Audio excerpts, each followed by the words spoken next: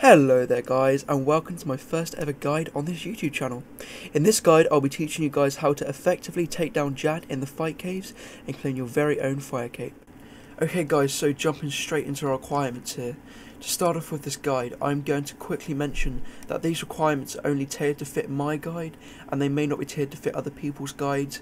However, like I say, this is my guide and this is how I done it, so I'm going to be showing you guys only evidence backed up by my own opinion. Okay, so starting off with the quest requirements, there is currently no quest requirements in order to do fight caves, so you don't have to worry about doing any quests. The level requirements, I would highly recommend 70 plus mage to have access to very nice armors and weapons, and also a very nice water spell called Water Wave, or even have Water Surge. After that is 70 plus defense. This is highly recommended in order to gain access to Arim's robes or subjugation robes, which are going to really boost your chances of getting your own fire cape. After that is 40 plus prayer, which is needed. Without 40 plus prayer you can't kill Jad, because you need to have protect from range and mage, and protect from range is 40. And after that is just constitution, 70 plus is recommended. Other requirements are patience and confidence. Patience because you're going to have to spend a bit of time in the fight caves before you get to Jad. It may take anywhere from 1 to 3 hours getting to Jad. And also confidence, because if you get to Jad and you're not confident and you're very nervous, then there's a higher chance that you're going to fail Jad, because you're going to worry too much, and that's going to take your focus off the main goal. Okay guys, so assuming that you've got all the requirements to do this boss, I'm going to move on to the gear that you're going to want to wear. Okay, so my personal choice set is right here. I tend to like to wear my Rose of Subjugation, being as they give a 10% damage increase for the full set, including the headpiece, the robes, the gloves, the legs and the boots. Along with that, I like to wear the Mage Cape, as it gives a 2.2% Mage bonus, which is extremely nice for killing down all of the pre-waves and also on Jad. I also like to team that up with a Fury, which can give a very nice mage bonus. I believe Saradomin's Hiss is also very effective for magic. I also like to use either an Arim's Wand or a Staff of Light with an Arim's Book. And I also like to use Vampirism with a Seer's Ring. Vampirism can really help you out, but if you don't have that then there's no worries. Water spells are highly effective against most monsters throughout this minigame, so it's highly recommended that you bring your best water spell. I tend to use Water Wave, as that's the best spell I can use. However, if you guys have access to Water Surge, then do not hesitate to use that instead.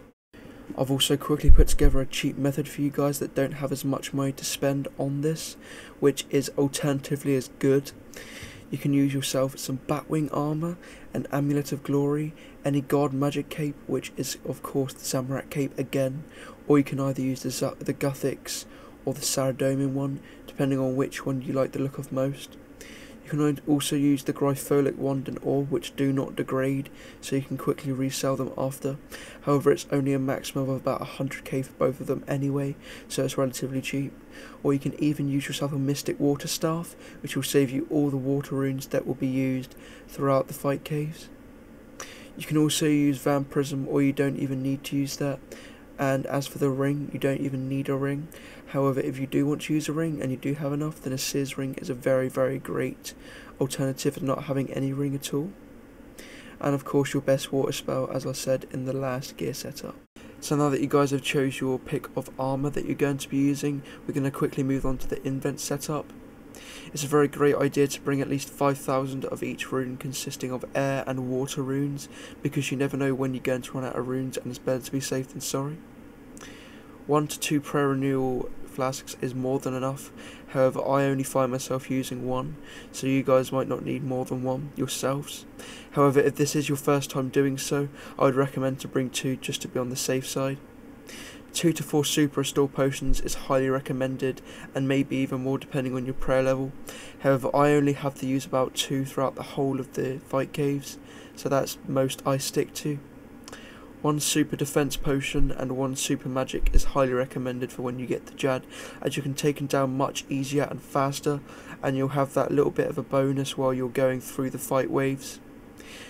And the best food that you can use at your level consisting of either monkfish, sharks or rocktail. To find this out, it's probably a great idea to look over on the foods and see which one heals you the most, as foods now scale to your HP level or constitution level rather than not scaling to anything at all.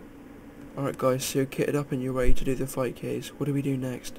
Well, the first things first is you're going to want to find the best world for you. You're probably wondering, Lewis, what do you mean by the best world for you?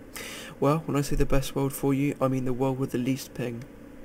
Ping is basically how long the server takes to respond to your router. And if the server takes longer to respond, then the longer the server takes to register to your clicks. Now, the best, I guess I could say, example of this is the prayers. Say if you used to switch your prayer and it would have a huge delay. That's because the ping is probably much higher than what it should be. The perfect example of a high ping would be world 108 right now, Australia. As you can see, the ping is all the way up there on 307. This means that the register time will be much worse than what it would normally be, and the latency or the lateness of your clicks receiving to the server will be a lot later than usual. It probably sounds like a handful to take in, but it really isn't. So normally I like to lower my ping, and I like to go onto the lowest ping server, which currently is Mobilizing Armies World 25. This makes it so that you're going to have the least internet lag, and your prayers are going to register almost instantly, and they'll be much faster than, say, being on world 108, which will be pretty horrible in terms of receiving on the internet side. So world 25 is the best right now, so go for the lowest ping possible, which is 18, and just enter that world. Alright guys, so we've got all our gear and inventory ready. What do we do next? Well, there's a few more recommendations I would have for you guys before you go into the fight caves. My first recommendation would be to go to your graphical settings and turn it down to the lowest. This will increase the performance greatly and make it easier to see the mobs. My next recommendation was to go to your audio, and it's not really relevant to do this right now, but when you get on Jad for your first time, it's very recommended, and that's to turn your sound effects up. When you turn your sound effects up, you'll be able to hear the attacks that Jad does, so it's much easier to get an idea of what you're praying from if you're not too great at looking at the screen, and you're, rather than looking at the screen, you're looking at your prayers. One more thing that I recommend is the keybinds. There's a few keybinds that I recommend you guys having. So the first keybind would be to keybind your prayers, which are over here. This is a must-have, as if you don't keybind your prayers, then you're going to find it extremely hard to go through here and click on the box, as it's not really recommended. So I'd recommend you guys to put keybinds here. I use G and Q because the switches are very fast and they're quite apart from each other, so you don't accidentally press one. Another recommendation that I would have is to bind yourself a spell called Impact. I'm buying this on number 2 so that you can stun some certain mobs, such as the melee mobs, so that you save food and you won't have to use food as often. The last recommendation I would have for you guys is to use the defense ability, which is called Regenerate. It is actually a constitution ability, and it will heal your wounds over 6 seconds. This is a great substitute to food, and I would highly recommend using this. It's actually mandatory to use this so that you don't waste monkfish on the way up to Jad. Healers can hit a great deal on you. Okay, so that's about it for preparation for the fight caves. Now I'm going to show you guys what you have to do when you enter the cave. When you enter the cave, you'll be introduced by a fellow Tsar saying that you're ready and you're prepared to fight for your life. At this stage, you will be introduced by a bat. These bats drain your prayer by about 10 points each hit, so it's a very great idea to get these killed first if they're on priority line. By meaning priority line, I mean that if they're on front or if they're attacking you, then get them down as fast as possible, as these do drain prayer points, and the prayer points are very valuable, especially if you're not using as many prayer potions as you would. So I just tend to stun these sometimes, and this gets them out of the way so that you can easily sit back and kill them.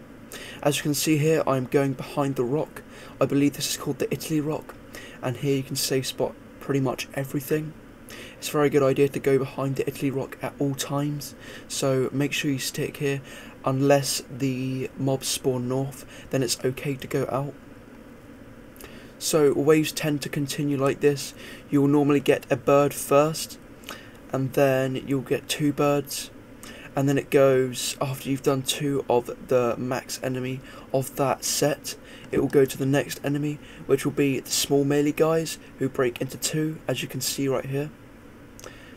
And after one of them spawns, the next wave will be one of them with a bird, and then the one after that will be one of them with 2 birds, and after that will be 2 of them. After that wave will be 1 ranger, and then after that will be 1 ranger, 1 bird, and so on, and it keeps going up until it gets to wave 63, where you'll encounter various different mobs, including melees and mages. These tend to be very easy to clear, and they don't really require prayer. However, if you do want to pray, then I'd recommend just pray flashing or using prayer non-stop. If you do have high prayer, then that shouldn't be a problem. So just keep killing these and safe spotting them until you get up to wave 63, which will be the Jad wave. So I would wait until wave 62 before pausing this guide and looking up how you can kill Jad. On wave 62 you will encounter 2 mages, so that's how you know that you're pretty much next to Jad, and that's when you know that you need to take a break, go outside or take some deep breaths and calm down, because at this point you may be relatively nervous, and this is okay, because as with everyone's first time of doing Jad, this is exactly the same. So back to the concept of the priority line. Your priority should be first off the bat. If the bat is attacking you, then make sure to kill that. Otherwise, if it's not, and if it's behind any other mobs, then your priority should be the ranger. When you kill the ranger, then it will be the mage, because the mage can do the second most damage to you, and then it will be the melee. If the melee is attacking you and he's right in front of you, then it's a very good idea to do as much damage to him as possible and take him down as fast as possible, then move straight onto the ranger. Alternatively, you could run north and safe spot all of them, and you can take them off one at a time. However, I would just recommend staying into the Italy rock, as this is your best friend during the fight waves, and it's just a very good idea to do so. So here, as you can see, I'm actually on the second to last wave, which is wave 62, and I'm currently killing the mage. When you're killing the mages, it's a very good idea to pray mage if they're both on you at the same time. However, if you don't wish to, then that's okay. You can kill them anyway. They're relatively fast to kill, but it's a very good idea to get some good DPS output by using your threshold abilities, which consist of wild magic and asphyxiate, which are for me keybinded as 5 and 6. When I take these down, as you can see, I very cleverly take the smart option and I go north and take out the first one, which is the ketzek. I do this because when you are at the Italy rock, you can have a very high chance of Jad spawning north, which is what you entirely sort of want. If Jad doesn't spawn north, then that is okay. Just really quickly run around and stay prey range. Your best bet right now is to prey range instantly. Pot up with your prayer renewal flask, super magic and super defense, and make sure you're at full HP and full prayer. Okay, so starting off, I'm going to pray range. When Jad spawns, the best bet is to pray range, as Jad's first attack is usually range and it's his fastest. However, as you can see, I had to pray mage because this is the mage attack. The mage attack normally consists of Jad standing up on his back 2 feet and firing a orb of fire at you. If he stamps down really fast, then you'll know that it is straight away ranged, as it can make a very loud noise. If you guys have your sound effects enabled, then this is very recommended, as I said, by me, as you'll be able to hear the attacks. The ranged attack normally sounds like a stomping sound, and the ranged attack is just him standing up. You'll know it's a mage attack. You'll know it's a mage attack because he does stand up, and it's a very slow animation. Okay, so just continue to kill him up to 20,000 HP. As you can see, I'm killing him really fast, and then you'll see the healers spawn. Make sure you're keeping an eye on Jad at the same time as the healers, so make sure you're using the key bindings to your advantage and get all of the healers onto you. Make sure you attack all of the healers. If you don't attack every single one of the healers, then they will heal Jad and he will go to full HP. So make sure you get the healers at least 4 squares away from Jad, as even having the healers on you and being within a few squares of Jad still gives them the advantage, and it can still allow them to heal Jad. As you can see, I've got one of the healers actually trapped behind the Italy rock over there, so that was pretty much unneeded for me to go and get the healer anyway, as he is not 4 squares within Jad. And from here it should be smooth sailing. Just make sure you got your eyes on the prayer and got your eyes on the attacks that Jad is using, and then you should be able to take him down very cleanly and smoothly. As you can see, I took down Jad, and yeah, that's pretty much all there is to it. Keep an eye on the prayers and keep an eye on what you're doing to Jad, as well as keeping the healers on you, and it should be smooth sailing from there onwards. Alternatively, you can also keep an eye on your HP, which is what the monkfish are needed for, and make sure you are healing with the monkfish, as well as using the super restores whenever your prayer goes down. But that is pretty much it for Jad, guys. It's a very easy fight, and if you've got the prayers and if you've got your focus on what Jad's doing, you should have it in no time. Thanks for watching this video, guys. I highly appreciate it if you guys do like this video, if you do like it.